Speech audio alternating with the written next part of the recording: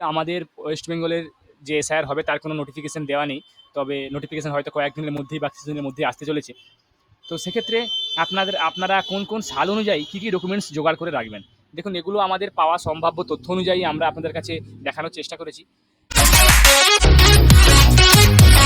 Hello viewers, রিস্তা take চ্যানেলের আরও একটা নতুন ভিডিওতে আপনাদেরকে স্বাগত জানাই। আপনারা নিশ্চয়ই জানেন যে আমরা প্রত্যেকবারই আমাদের চ্যানেলে নতুন কিছু আপডেট নিয়ে নতুন ভিডিও নিয়ে এসে থাকি আপনাদের জন্য। তো সে মতো আজকে আমরা আপনাদের কাছে আমাদের চ্যানেলের তরফ থেকে আবারও একটা নতুন ভিডিও নিয়ে এসেছি, যেখানে আমরা ইলেকশন কমিশন অফ ইন্ডিয়ার এসআইআর নিয়ে কিছু নতুন আপডেট নিয়ে ভিডিও নিয়ে এসেছি আমাদের চ্যানেলের তরফ থেকে। তো দেখুন, এখানে আমরা আপনাদেরকে এসআইআর সম্পর্কিত কিছু নতুন তথ্য এবং সেটা সাল অনুযায়ী আপনারা নিশ্চয়ই জানেন যে কয়েকদিনের মধ্যেই বা কিছুদিনের মধ্যেই হয়তো ইলেকশন কমিশন অফ ইন্ডিয়ার তরফ থেকে এসআইআর নোটিফিকেশন আসবে। এবং এটাও জানেন যে বিহারের যে এসআইআর সেটাও কয়েকদিনের মধ্যেই কিন্তু লাস্ট কয়েকদিনে কিন্তু শেষ হয়ে গেছে বিহারের এসআইআর, এবং তার যে ফাইনাল রোল সেটাও কিন্তু পাবলিশড হয়ে গেছে। তো সে মতো আপনারা নিশ্চয়ই জানেন যে সমস্ত ডকুমেন্টসগুলো এসআইআর জন্য চাওয়া হয়েছিল ইলেকশন কমিশন অফ ইন্ডিয়ার তরফ থেকে এসআইআর জন্য, সে সমস্ত ডকুমেন্টসগুলো কী কী লাগবে বা এসআইআর আপনারা ভোটার লিস্ট কীভাবে ডাউনলোড করবেন বা 2002-এর ভোটার লিস্ট বা 2025-এর ভোটার লিস্ট যাবতীয় সংক্রান্ত ভিডিও আমাদের চ্যানেলে দেওয়া আছে। আপনারা ভিডিওটা কমপ্লিটলি দেখুন, কোনো স্কিপ না করে। তো যখন অফিসিয়ালিভাবে আপনাদের ডকুমেন্টসগুলো বা কোনো নোটিফিকেশান দেওয়া হবে সেগুলো আমরা অবশ্যই আপনাদের কাছে আমাদের ভিডিওর মাধ্যমে জানাবো। দেখুন, প্রথমে আপনাদেরকে আমরা দেখিয়ে দিই যে ভোটার্স যে ইসিআই যে অফিসিয়াল পেজ, অর্থাৎ আপনারা এখানে দেখতে পাচ্ছেন যে ফাইনাল পাবলিকেশন 2025-এ বিহারের যে এসআইআর হয়েছিল, অর্থাৎ স্পেশাল ইন্টেনসিভ রিভিশন বা যে নিবিড় সংশোধন হয়েছিল এসআইআর, তার যে ফাইনাল রোল সেটা কিন্তু অলরেডি পাবলিশড হয়ে গেছে। তো এখানে এখনও অবধি আমাদের ওয়েস্ট বেঙ্গলের যে এসআইআর হবে তার কোনো নোটিফিকেশন দেওয়া নেই। তবে নোটিফিকেশন হয়তো কয়েকদিনের মধ্যেই বা কিছুদিনের মধ্যেই আসতে চলেছে। তো সেক্ষেত্রে আপনারা কোন সাল অনুযায়ী কী ডকুমেন্টস জোগাড় করে রাখবেন। দেখুন, এগুলো আমাদের পাওয়া সম্ভাব্য তথ্য অনুযায়ী আমরা আপনাদের কাছে দেখানোর চেষ্টা করেছি। তো আপনারা সেই মতো ডকুমেন্টসগুলো জোগাড় করে রাখলে আপনাদের সেটা ভবিষ্যতে সুবিধা হবে আপনাদের এসআইআর হওয়ার সময়। তো যখন কোনো অফিসিয়াল নোটিফিকেশন আসবে সেগুলো আমরা কিন্তু অবশ্যই আপনাদেরকে আমাদের এই ভিডিওর মাধ্যমে জানাবো। এগুলো শুধুমাত্র আমরা কিন্তু সম্ভাব্য যে সমস্ত ডকুমেন্টসগুলো হলে হতে পারে সেগুলো আপনাদেরকে আমরা এই ভিডিওর মাধ্যমে দেখাচ্ছি। দেখুন, এসআইআর 2025-এর প্রয়োজনীয় যে কাগজগুলো আপনাদের লাগবে।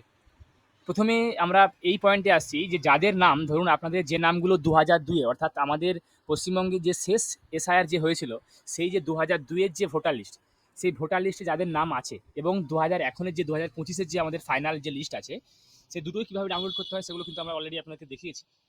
তো 2002 এবং 2025-এর ভোটার লিস্টে যাদের নাম আছে আপনারা কী করবেন না, আপনাদের 2002-এর যে ভোটার লিস্টের নাম আছে এবং 2025-এর যে ভোটার লিস্টের নাম আছে দুটোরই আপনারা একটা প্রিন্ট আউট করিয়ে নেবেন, ওই যে একটা জেরক্স করে রেখে দেবেন, এবং তার সঙ্গে আপনাদের একটা কালার ফটো। এবং যদি আপনাদের কিছু নেম চেঞ্জেস থেকে থাকে, ধরুন আপনাদের কোনো নাম চেঞ্জ আছে, তো সেক্ষেত্রে আপনারা নতুন যে নাম চেঞ্জের যে আপনাদের পরিবর্তনের যে প্রমাণ সেগুলো আপনাদের কাছে আপনারা একটা রেখে দেবেন। এটা গেল আপনাদের যাদের নাম 2002 ও 2025-এর ভোটার লিস্টে আছে। এরপরে আমরা আসি, দেখুন যাদের জন্ম 1/7/1987, অর্থাৎ 1 জুলাই 1987-র আগের জন্ম, কিন্তু তাদের 2002-এর লিস্টে নাম নেই। ধরুন অনেকে এরকম আছে যাদের 2002-এ বয়স 18 হয়নি, তখন তার জন্য আপনাদের ভোটার কার্ডের লিস্টে নাম নেই। তো সেক্ষেত্রে আপনাদের ডকুমেন্টস কী লাগতে পারে, আপনারা কী করবেন, আপনাদের বাবা বা মা দেখবেন কারো হয়তো আপনাদের 2002 সালের ভোটার লিস্টে নাম থাকবে। তো আপনারা সেক্ষেত্রে আপনার বাবা বা মায়ের একটা ওই যে 2002-এর যে লিস্টে আপনার নাম আছে সেই লিস্টের জেরক্সটা করে নেবেন। তার সঙ্গে আপনাদের নিজেদের একটা বৈধ পরিচয়পত্র। বৈধ পরিচয়পত্র বলতে আমরা কোনগুলোকে বোঝাচ্ছি আপনাদের, না যে 11টা ডকুমেন্টস আমরা দেখেছিলাম সম্ভাব্য যে 11টা ডকুমেন্টস, সেই 11টা ডকুমেন্টসের মধ্যে আপনারা যে কোনো একটাকে চেষ্টা করবেন আপনাদের কাছে জোগাড় করে রাখতে। তো নিজের একটা বৈধ পরিচয়পত্র এবং তার সঙ্গে আপনার একটা রঙিন ফটো। এরপরে আমরা আসবো, দেখুন আপনাদের জন্ম হয়তো হতে পারে 87 সাল থেকে 2004-এর এই তারিখের আগে আপনাদের জন্ম, অর্থাৎ 2 ডিসেম্বর 2004-এর আর মধ্যে আপনাদের জন্ম, কিন্তু আপনাদের 2000 সালের ভোটার লিস্টে নাম নেই। তখন আপনারা কী করবেন, তখন আপনাদের বাবা এবং মা দুজনেরই আপনাদের 2002-এর যে ভোটার লিস্টে যে আপনাদের নাম আছে সেই নামের ভোটার লিস্টের একটা জেরক্স, এবং তার সঙ্গে সঙ্গে আপনার বাবা এবং মায়ের একটা করে ডকুমেন্টস, যে কোনো একটা করে ডকুমেন্টস যেগুলো চাওয়া হয়েছে বা যেগুলো আমরা নিচের লিস্ট আপনাকে দেখিয়ে দেবো কী কী ডকুমেন্টসগুলো এখানে প্রযোজ্য হতে পারে। তার সঙ্গে আপনার নিজের 1 কপি ডকুমেন্টস এবং আপনার নিজের 1 কপি রঙিন ফটো, এগুলো আপনারা কালেক্ট করে রাখবেন। এরপরে আসছি আমরা, দেখুন যাদের জন্ম 2/12/2004-এর পর আপনাদের যাদের জন্ম, আপনাদের কী করবেন, তাদের অর্থাৎ বাবা এবং মায়ের প্রত্যেকেরই আপনাদের একটা করে ডকুমেন্টস আপনাদের, এবং তার সঙ্গে সঙ্গে আপনার নিজের একটা ডকুমেন্ট এবং আপনার নিজের 1 কপি রঙিন ফটো, এবার এই যে ডকুমেন্টসগুলো বলতে আমরা যে সমস্ত ডকুমেন্টসগুলোকে বোঝাতে চেয়েছি সেগুলো আপনাদের কি আমরা নিচে এখানে স্ক্রল করে দেখাবো। দেখুন ডকুমেন্ট বলতে এই যে ডকুমেন্ট লিস্ট এখানে দেওয়া আছে, আমরা সম্ভাব্য যে তালিকাগুলো দেওয়া হয়েছিল এসআইআর এর সময় বিহারে, তো সে সমস্তগুলোই হয়তো আমাদের রাজ্যে অ্যাপ্লিকেবল হতে পারে। তো সেক্ষেত্রে আমাদের ডকুমেন্টসগুলো কী কী লাগবে দেখুন। প্রথমে আছে আপনি যদি কেন্দ্রীয় বা রাজ্য সরকারি কর্মচারী বা অবসরপ্রাপ্ত কর্মচারী হন তাহলে আপনার যে আইডেন্টিটি কার্ড আছে বা পরিচয়পত্র আছে সেটা আপনার ডকুমেন্টস হিসাবে প্রযোজ্য হবে। এরপরে আমরা আসি দেখুন আপনার আপনার নামে যদি 1987 সালের 1 জুলাই অর্থাৎ 1 জুলাই 1987 সালের 1 জুলাইয়ের আগে কোনো সরকারি, সেটা সেন্ট্রাল হোক বা স্টেট হোক, যে কোনো সরকারি নথি যেমন ব্যাংকের আপনার পাসবুক বা পোস্ট অফিসের পাসবুক বা আপনি ওই 1987 সালের আগে আপনার এলআইসি করিয়েছিলেন, তো সেক্ষেত্রে আপনার সেই নথিটা কিন্তু আপনার এখানে কাজে লাগতে পারে। এরপরে আমরা আসছি 3 নম্বরে, আপনার যদি বার্থ সার্টিফিকেট থাকে সেটা ডিজিটাল হোক বা আপনার আগেকারের হোক, যদি আপনাদের আগেকারের থাকে হাতে লেখা থাকে তাহলে সেগুলো আপনারা ডিজিটাল করিয়ে আপনাকে বলবো আপনার ডিজিটাল করিয়ে নিন। তো আপনারা বার্থ সার্টিফিকেটগুলো ডিজিটাল কীভাবে করবেন সে সংক্রান্ত ভিডিও আমাদের চ্যানেলে অলরেডি দেওয়া আছে, সেগুলোর আমরা লিঙ্ক আমাদের ডেসক্রিপশন বক্সে আমরা দিয়ে দেবো। এরপরে আমরা আসছি দেখুন 4 নম্বর যেটা আছে সেটা হচ্ছে বৈধ পাসপোর্ট অর্থাৎ ভ্যালিড পাসপোর্ট। বৈধ পাসপোর্ট বলতে আপনার সেই পাসপোর্টটা কাজে লাগবে যেটার ভ্যালিডিটি এখনও আছে, অর্থাৎ আপনার ভ্যালিডিটি এক্সপায়ার হয়ে যায়নি, তো সেক্ষেত্রে আপনাদেরকে ওই জন্য বৈধ পাসপোর্ট বলা হয়েছে।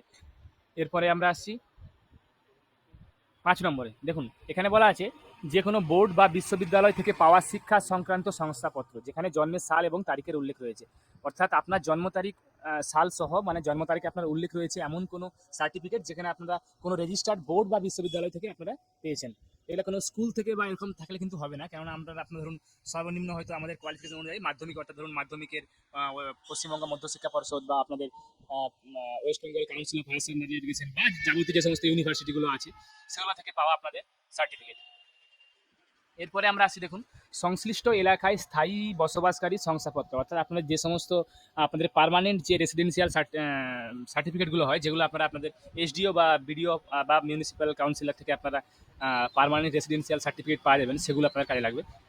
এরপরে আমরা আসবো দেখুন 7 নম্বর যে ডকুমেন্টসটা সেটা হচ্ছে আপনাদের তপশিলি জাতি, উপজাতি এবং অন্যান্য অনগ্রসর শ্রেণীভুক্ত হলে তার শংসাপত্র, যেমন আপনাদের এসসি, এসটি, ওবিসি এই সমস্ত যদি আপনারা ক্যাটাগরির মধ্যে পড়ে থাকেন তাহলে আপনাদের যে সার্টিফিকেটগুলো আছে সেগুলো আপনাদের এখানে ডকুমেন্টসের হিসাবে প্রযোজ্য হবে। এরপরে আছে আপনার জাতীয় নাগরিক পঞ্জি তালিকায় নাম। 9 নম্বরে আছে দেখুন বনাঞ্চলের অধিকারের শংসাপত্র। তারপরে দেখুন আছে 10 নম্বরে আছে রাজ্য সরকার বা স্থানীয় প্রশাসনের তৈরি করা পারিবারিক রেজিস্টার। এবং 11 নম্বরে আছে দেখুন সরকার প্রদত্ত জমি বা বাড়ির নথি যেমন দলিল বা পর্চা ইত্যাদি, অর্থাৎ আপনারা যে সমস্ত আপনাদের পুরনো যে সমস্ত দলিলগুলো আছে বা আপনাদের পর্চাগুলো আছে সেগুলোও কিন্তু আপনারা ডকুমেন্টস হিসাবে ইউজ করতে পারেন এসআইআর এর সময়। তো এগুলো হচ্ছে সম্ভাব্য নথি যেগুলো আপনাদেরকে আমরা সাল অনুযায়ী দেখালাম যে কোন সালে আপনাদের জন্ম হলে বা আপনাদের কোন সালের পরে হলে সেগুলো আপনাদের কী কী আপনারা ডকুমেন্টসগুলো কালেক্ট করে রাখবেন। তো আশা করি আপনারা যারা ভিডিওটা দেখলেন তারা হয়তো খুব সহজেই বুঝতে পারলেন যে আপনাদের কী কী ডকুমেন্টসগুলো লাগতে পারে বা ডকুমেন্টসগুলো প্রয়োজন। তো সে মতো আপনারা ডকুমেন্টসগুলো রেডি করে রাখুন, যখনই আপনাদের আমাদের কাছে অফিসিয়াল নোটিফিকেশান আসবে, ইলেকশন কমিশন যখনই পাবলিশ করবে নোটিফিকেশান যে কোনো এসআইআর সম্বন্ধিত ওয়েস্ট বেঙ্গলে, তখনই আমরা সেই নোটিফিকেশান সহ আমরা ভিডিও নিয়ে আমাদের চ্যানেলের তরফ থেকে ভিডিও নিয়ে আসবো। আশা করি আপনাদেরকে ভিডিওটা ভালো লেগেছে। আপনারা যারা যারা আমাদের চ্যানেলটা এখনও সাবস্ক্রাইব করেননি এরকম নিত্য নতুন ভিডিও পেতে আমাদের চ্যানেলটাকে অবশ্যই সাবস্ক্রাইব করুন, তার সঙ্গে সঙ্গে বেল বাটনটাকে প্রেস করে রাখুন, যাতে করে আমরা যখনই কোনো নতুন ভিডিও আপলোড করবো কোনো নতুন টপিক নিয়ে তার নোটিফিকেশান যেন আপনার কাছে সঙ্গে সঙ্গে পৌঁছে যায়। আমি আপনাদের কাছে আবার কোনো নতুন টপিক বা নতুন কন্টেন্ট নিয়ে নতুন ভিডিও নিয়ে আসবো। ধন্যবাদ।